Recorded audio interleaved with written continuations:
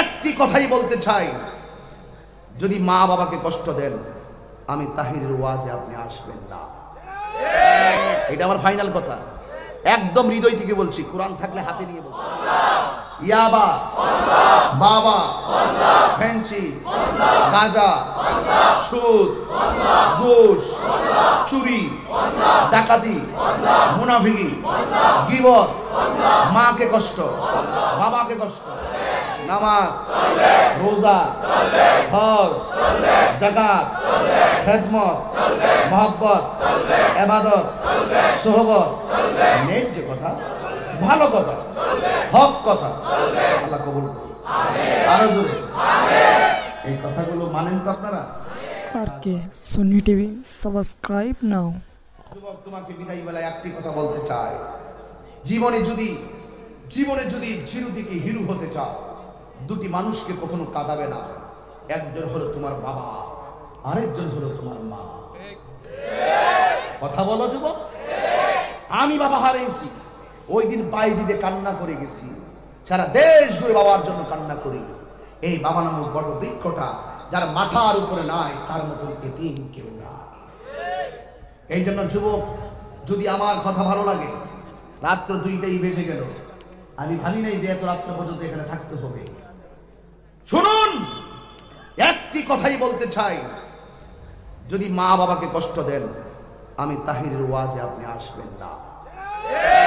এটা আমার ফাইনাল কথা, একদম হৃদয় থেকে বলছি, কোরআন থাকলে হাতে নিয়ে বলতাম। আমি জানি আমার বাবাটা কেমন ছিল। ঘরের দরজা দেখলে বাবার কথা মনে হয়। এই দরজাটা খুলে আমি ঘরে ঢুকতাম, ঢুকে দেখতাম আব্বা কি করে, মাথায় হাত বোলাতাম।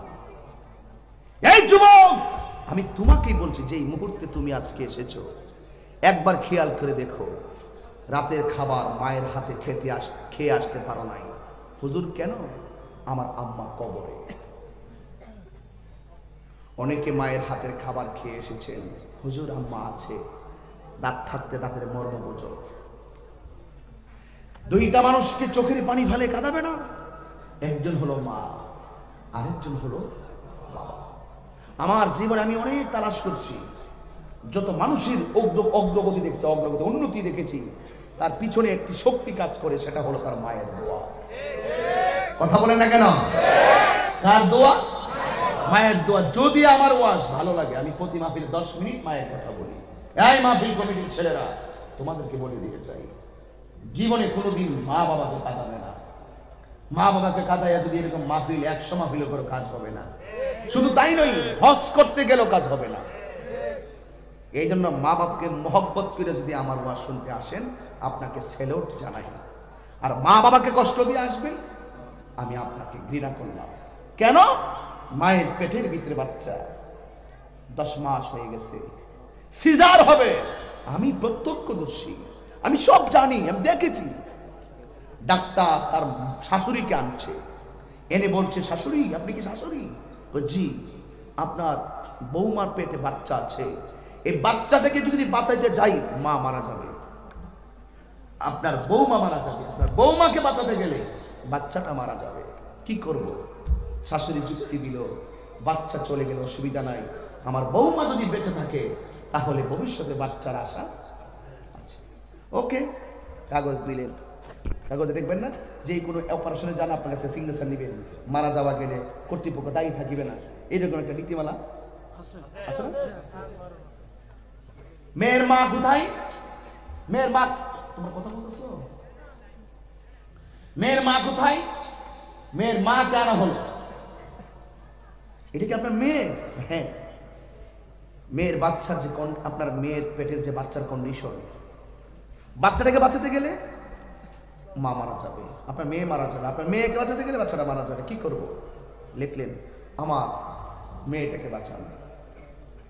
সিদ্ধান্ত ফাইনাল হয়ে গেছে, অপারেশন থিয়েটারে নিয়ে যাওয়া হলো। চূড়ান্ত মুহূর্তে একটা নার্স বলতেছে, ম্যাম আপনি যে প্রেগন্যান্সি, তার শাশুড়িকে জিজ্ঞেস করলেন, তার মাকে জিজ্ঞেস করলেন, যার পেটের ভিতরে বাচ্চা, তাকে কি একটু জিজ্ঞেস করা দরকার আছে বলে মনে করেন?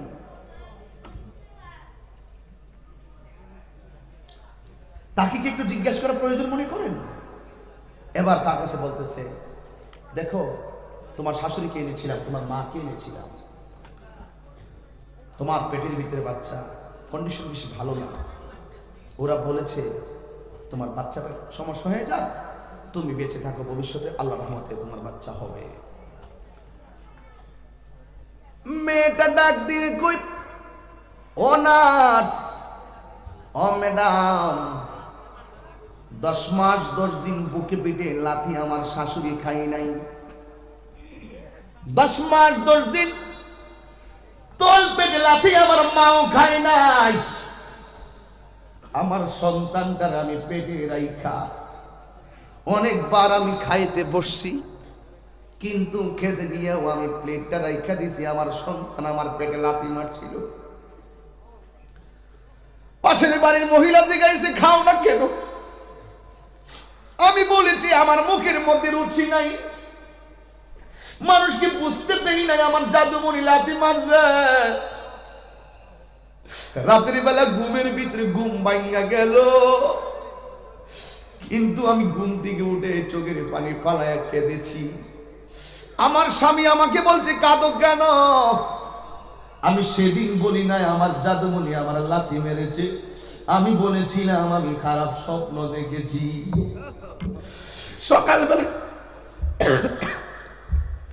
সকালবেলা কাঁদতে কাঁদতে ঘুম থেকে চোখ দুইটা ফুলে গেছে। মানুষ চোখের পানি দেখলে মনে হবে বাচ্চার বাবার সঙ্গে ঝগড়া হয়েছে, আর না হয় বলবে আমার কোন সমস্যা হয়েছে। মানুষ দেখার আগে মুখটা দইয়া শত ব্যথা নিয়ে আমি হাসি মুখে ঘুম থেকে উঠতাম। 10 মাস 10 দিন জাদুমণির পেটের লাথি আমি খাইছি। এখন বলতেছেন আমার জাদুমণিরে মাইরা আমার বাঁচাইয়া রাখবেন। ডাক্তার না না না, 1000 বার আল্লাহরে কইছে, আল্লাহ আমারে লইয়া যাইও, আমার জাদুমণিরে নিও না।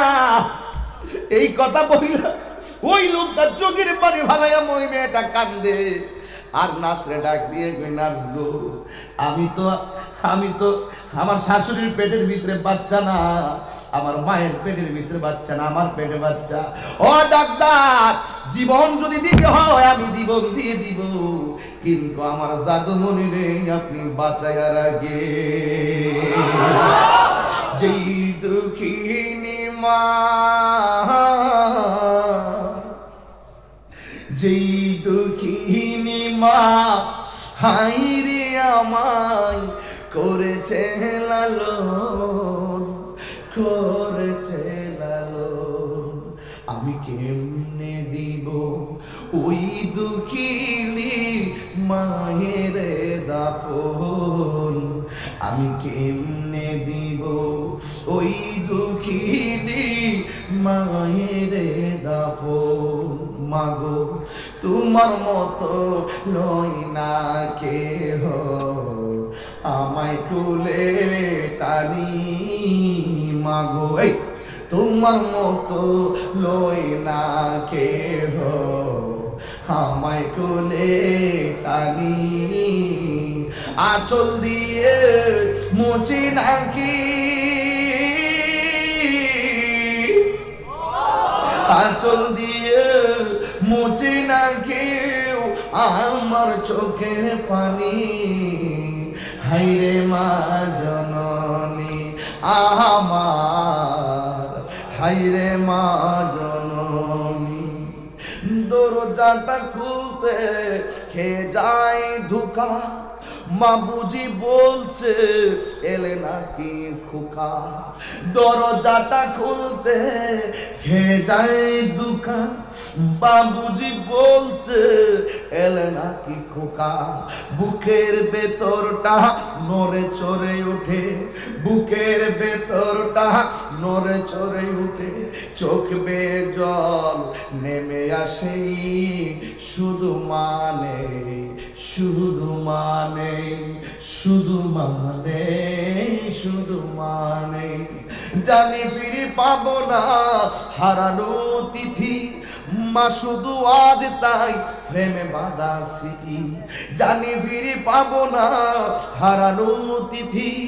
মা শুধু আজ তাই প্রেমে বাঁধা স্মৃতি, বুকের ভেতরটা নড়ে চড়ে ওঠে, বুকের ভেতরটা নড়ে চড়ে উঠে, চোখ বেয়ে জল নেমে আসে, শুধু মানে শুধু মানে শুধু মানে শুধু মানে।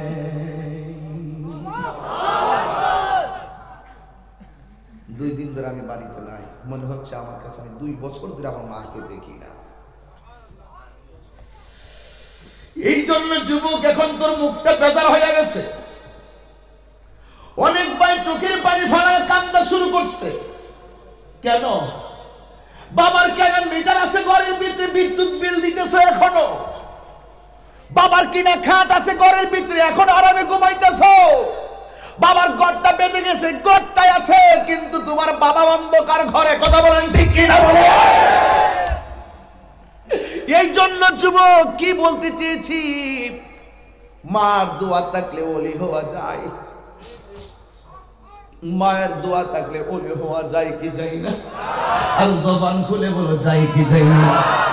এই জন্য বুড়ি বিদায় বেলা তোদেরকে বইলা যায়, জীবনে কোনদিন মা বাবার মনে কষ্ট দিও না। এই এলাকার ম্যাক্সিমাম মানুষ, এলাকার কিন্তু আজকে ম্যাক্সিমাম মানুষ এলাকার 15 কিলোমিটারের ভিতরের মানুষ। কথা কোন ঠিক না বেঠিক? সর্বোচ্চ 15 কিলোমিটারের ভিতরে মানুষ হবে আজকে এসেছে। কিন্তু আপনাদের অনেকের মাও কিন্তু পর্দার আড়াল থেকে আমার বয়ান শুনতেছেন, অনলাইনে আমার বয়ানটা হয়তো একদিন শুনবেন।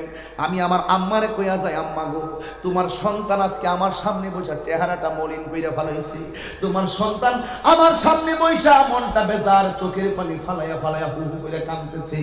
ও আম্মা, আজকের মাহফিল থেকে তোমার একটা কথা কইয়া দেয়া যায়, আম্মা গো, ও আম্মা, আপনার সন্তান ভুল বুঝতে পারছে, আজকে মাহফিলে আইসা আপনার সন্তানগুলোরে আপনি মাফ কইরা দেন।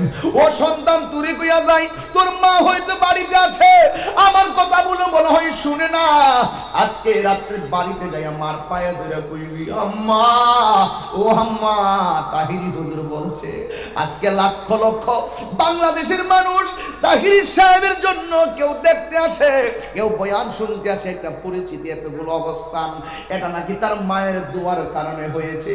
ও আম্মা, তুমি আমার জন্য এমন একটা দোয়া করো না যেন আমার মুর্দা কলব জিন্দা হয়ে যায়, তুমি আমার জন্য এমন একটা দোয়া করো না যেন আমার আল্লাহ রিজিকের দরজার তালা খুললা দেয়। মা যদি দেখ দিয়া কয়, বাবা কেন টাকার দরকার, তুই কি বিল্ডিং করবি? কয় না। তুই কি বাড়ি করবি? কয় না। তুই কি জমিন করবি? কয় না। তাহলে তোর আল্লাহর কাছে তোর লাগা টাকা চাইতাম কেন? তখন মারে কয়া দিও, আম্মা, আমার বিল্ডিং এর জন্য তুমি দোয়া করো না, টাকার জন্য তুমি শুধু দোয়া করো আল্লাহ যেন আমার এমন টাকার মালিক বানায়া দেয়, আমি যেন আমার আব্বা আম্মার লইয়া মদিনায় যাইতে পারি। হাত দিলে আল্লাহু আকবার।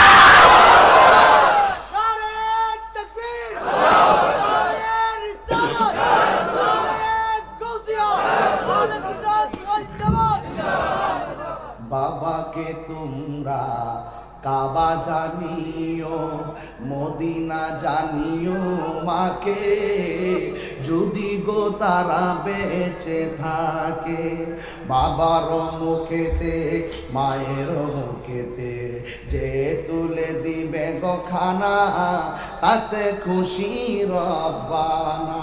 ঠিক কি নয়? ওই মায়ের খেদমত আমরা চাই কি চাই না? আর আমার সঙ্গে একমত হাত ধরো, একটা স্লোগান দে, জোরে সোরে।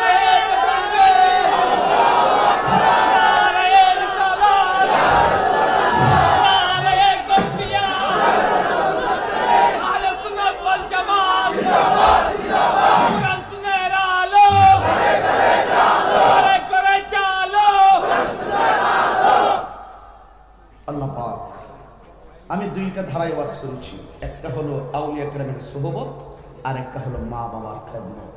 আমি ধারা ছাড়া কোনো ওয়াজ করি না। যদি বুঝে থাকেন আলহামদুলিল্লাহ, যদি বুঝি আমরা এতটুকু আজকে ওয়াজ যথেষ্ট। যাদের মা বাবা নেই তারা কবরে গিয়ে মা বাবার কবরের পরে দাঁড়িয়ে চোখের পানি ফেলে ওই যে আয়াত করছিলাম, রব্বির হামহুমা কামা রাব্বায়ানি সগীরা। সবাই বলেন না, রব্বিরহামহুমা কামা। এইভাবে মায়ের জন্য চোখের পানি ফেলে ফেলে ওই কবরের পারে দাঁড়ায়া দাঁড়ায়া আপনি চোখের পানি ফেলে দোয়া করবেন, আল্লাহ এই উসিলায়, চোখের পানির উসিলায় আপনার মার কবর আযাব আল্লাহ মাফ করে দিতে পারে। আর মায়ের মনে কোনো কষ্ট দিয়ে থাকলে আল্লাহ রহমানের দরিয়া খুলে দিয়ে আপনাকে ক্ষমা করে দিতে পারে। সকলে আমিন বলবেন না? সকলে আমিন বলবেন না? আচ্ছা, একটা কথা বলি, শুনেন, কথা বলেন আপনারা। আমি যতক্ষণ কথা বলেছি যুক্তি এবং দলিলের বাইরে কি কোনো কথা বলেছি? বিনা প্রয়োজনে কোনো কথা বলেছি? আমি যেই মুহূর্তে যেটা প্রয়োজন আপনাদেরকে সেটাই বলেছি। একটা আউলিয়া কেরামের সোহবত, আর একটা হলো মা বাবার খেদমত। ঠিক কিনা বলবেন? আপনারা মা বাবার খেদমত করবেন। এবং আজকে এই যে যুবকগুলো দুইটা কারণে আজকে ক্ষতিগ্রস্ত। এক, ভালো একটা বন্ধু বাছাই করতে না পারা। ভালো একটা বন্ধু যদি বাছাই করতে না পারেন আপনার জীবন ধ্বংস হয়ে যাবে। আরেকটা হলো নেশা। এই নেশা নামক ব্যাধির কারণে আজকের যুব সমাজ, মা ভালো লাগে না, বোন ভালো লাগে না, পরিবার ভালো লাগে না, সমাজের মুরব্বি ভালো লাগে না, একমাত্র নেশার কারণে। কথা বলেন ঠিক না? এখন আমি শুধু বলবো, আপনারা বলবেন শুধু বন্ধ বন্ধ। কি বলবেন? মদ। তোদের ঠুড়ি লড়ছে না। মদ কোন কি লেগে? মদ, ইয়াবা, বাবা, ফেন্সি, গাঁজা, সুদ, ঘুষ, চুরি, ডাকাতি, মুনাফিকি, গীবত, মাকে কষ্ট, বাবাকে কষ্ট। বাস, এটা কি মুখের কথা নাকি মনের কথা? আরেকটা মনের কথা বলেন, শুধু বলবেন চলবে। নামাজ, নামাজ, রোজা, হজ, যাকাত, খেদমত, মহব্বত, ইবাদত, সোহবত, নেক যে কথা, ভালো কথা, হক কথা, আল্লাহ কবুল করুন। আরো জোরে এই কথাগুলো মানেন তো আপনারা? আর ওয়াজের দরকার নাই। আসে